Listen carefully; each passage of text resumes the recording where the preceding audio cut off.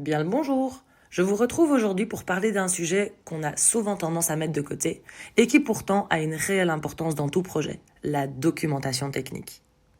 Alors oui, je sais que pour les développeurs, ça n'est clairement pas le truc le plus vivifiant dans un projet, mais quand la documentation technique est créée et tenue à jour, cela ne demande pas un temps de dingue et c'est tout bénef pour les parties prenantes et pour la durée de vie du projet, tout simplement. Prenons un exemple.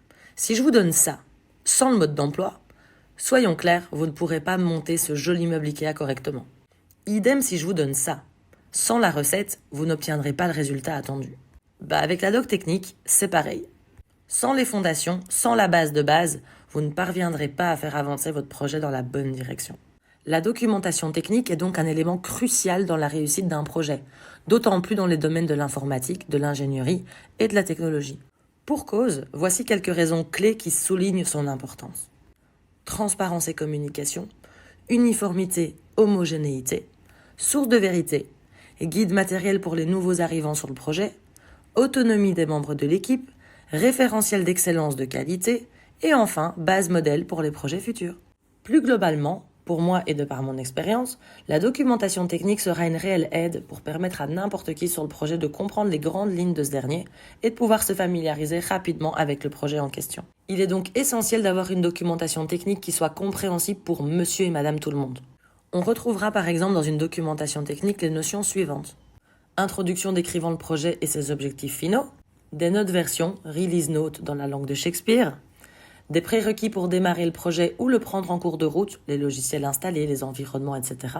Des snippets qui permettent d'utiliser des fonctionnalités de manière standard dans le projet, ou encore un lexique pour aider à un langage commun dans les développements liés au projet. Ceci est une liste non exhaustive, et chaque documentation technique est propre à chaque équipe. Il est donc fort probable de ne pas avoir les mêmes éléments d'une documentation technique à une autre.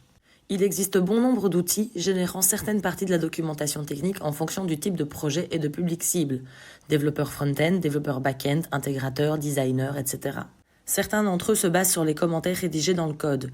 D'autres nécessitent un peu plus d'efforts à la configuration. Pour en citer quelques-uns, Storybook, site web reprenant les composants à incorporer dans l'application, c'est utile pour les intégrateurs. Vous retrouverez l'exemple de Decathlon en description de la vidéo.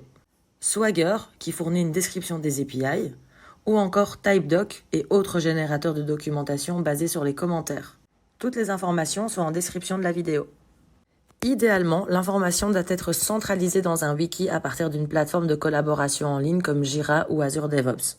Cela permettra à toutes les parties prenantes du projet d'y avoir accès. La documentation technique est fondamentale pour assurer une bonne gestion, une exécution efficace et une maintenance aisée d'un projet. Son rôle est vraiment important en ce qui concerne la transmission de l'information, de la qualité et de la pérennité des projets. Je vous invite à tenter l'expérience si vous ne le faites pas déjà, vous pourriez être surpris de ce que cela apportera à votre projet. À très vite!